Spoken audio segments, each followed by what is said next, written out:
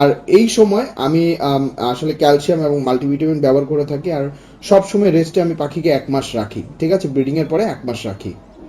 সালাম আলাইকুম, সবাই কেমন আছেন? বেড়ে টু চ্যানেল থেকে আমি হিমু আপনাদের সবাইকে স্বাগত জানাচ্ছি। আশা রাখি সবাই ভালো আছেন এবং সুস্থ আছেন। আজকে আমি আপনাদেরকে দেখাবো, আমি আমার আরেকটা বেশ অনেকগুলো ভিডিওতে বলেছি কিভাবে আপনি পাখিকে রেস্টে দিতে পারবেন। আমি আসলে আমার সবগুলো পাখি মোটামুটি এখন রেস্টে আছে, তো আমি আবার ব্রিডিংয়ে দিব। একটা ব্রিডিং সেশন শেষ করলাম, তো আমি আবার ব্রিডিংয়ে দিব। তো ব্রিডিংয়ে দেওয়ার আগে আমি যে কাজটা করি, বাজরিকার বেসিক্যালি বাজরিকার, কোকাটেল, লাভবার, র্যাম যেসব পাখি আছে সবগুলোর বেলায় যে কাজটা করে থাকি তা হচ্ছে আলাদা রাখি। তো অনেকে আমাকে প্রশ্ন করে, ভাই রেস্টে যে রাখবো কীভাবে রাখবো? তো আমি আজকে আপনাদেরকে লাইভ একটা দেখাচ্ছি আমার রেস্টের পাখিগুলোকে আমি কীভাবে রাখতেছি এবং কী কী ওয়েতে আপনি এগুলো ব্যবহার করতে পারেন এবং রেস্টের মাঝখানে আপনি কোন কোন এলিমেন্টসগুলো ব্যবহার করতে পারেন। তো চলুন দেখে নিচ্ছি। আমি রেস্ট নিয়ে আরেকটা ভিডিও বানিয়েছি, ওই ভিডিওর লিঙ্কটাও আমি দিয়ে দিচ্ছি, উপরে আই বাটনে দিয়ে দিচ্ছি, নিচে ডিসক্রিপশন বক্সে দিয়ে দিচ্ছি। এখানে হচ্ছে আমি আমার পাখিগুলোকে যে রেস্টে দিয়েছি সেই ভিডিওটা আমি করতেছি। দেখ, এখানে যতগুলো পাখি আছে সবগুলো পাখি কিন্তু মেল, এবং আপনি খেয়াল করে দেখেন মেল সবগুলো আমি যা দেখলাম ব্রিডিং মোডে চলে এসেছে। এটা কিন্তু ফ্লাইং কেজ এবং টোটাল এটা 28 ইঞ্চি লম্বায়, ঠিক আছে।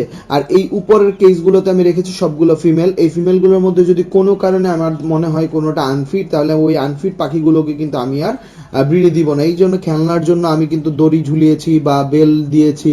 আমি আবার রাতের বেলা যে জিনিসটা, যখন খাবার বাটি কোনো কারণে মেডিসিন দিতে আসি তখন কিন্তু লাইট জ্বালাতে হয়। আমি বেশি রাতে আসি না, তখন কিন্তু দেখি যে তারা কেউ না কেউ এটার মধ্যে ঝুলতেছে, কেউ ডিব্বাজির মতো খাইতেছে, তো জিনিসগুলো দেখতেও ভালো লাগে। তো এই ফিমেলগুলো আমি কিন্তু সবগুলোকে এইখানে রাখার একটাই কারণ হচ্ছে যাতে কোনো কারণে তারা মেটিং না করে। তো এইখানে যে জিনিসটা হয়েছে, আমার টোটাল কেসটার সাইজ কিন্তু 28, মানে 14, একটা 14 করে, 14 × 2 = 28 কিন্তু, ঠিক আছে। তো যার ফলে তারা ইন্টারনালি কিছুটা ফ্লাইং এর কাজ করতে পারে, যার ফলে তাদের যদি চর্বি থাকে এই জিনিসটা অনেকটাই কমে যায়। আর অবশ্যই খেয়াল রাখবেন, যদি চর্বি হয় তাহলে ফ্লাইং কেজ অবশ্যই দিতে হবে, ওই পাখিকে ব্রিড করানো যাবে না। আর এই সময় আমি আসলে ক্যালসিয়াম এবং মাল্টিভিটামিন ব্যবহার করে থাকি। আর সব সময় রেস্টে আমি পাখিকে 1 মাস রাখি, ঠিক আছে, ব্রিডিং এর পরে 1 মাস রাখি।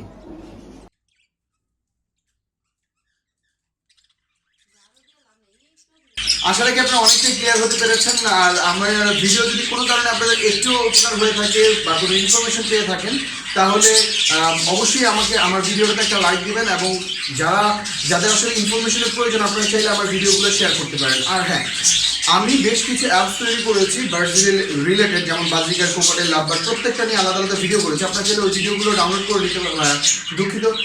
আর হ্যাঁ, আমি বেশ অনেকগুলো অ্যাপস মানে আপলোড করেছি গুগল প্লে স্টোরে। আপনারা চাইলে ওই অ্যাপসগুলো ডাউনলোড করে নিতে পারেন, যেমন বাজরিকার, লাভবার, কোকাটেল, এই সবগুলো নিয়ে সবগুলো লিঙ্ক আমি নিচে দিয়ে দিচ্ছি। আপনারা চাইলে সেগুলো আপনার মোবাইলে ডাউনলোড করে নিতে পারেন। সেখানে আমি শর্টকাটে অনেকগুলো ইনফরমেশন দিয়েছি, ছেলে মেয়ে কীভাবে নির্ধারণ করা যায়, এভরিথিং। আপনারা চাইলে ওগুলো ডাউনলোড করে নিতে পারেন। তো আজকের মতো বিদায় নিচ্ছি, আমি হিমু। সবাই ভালো থাকবেন। আসসালামু আলাইকুম।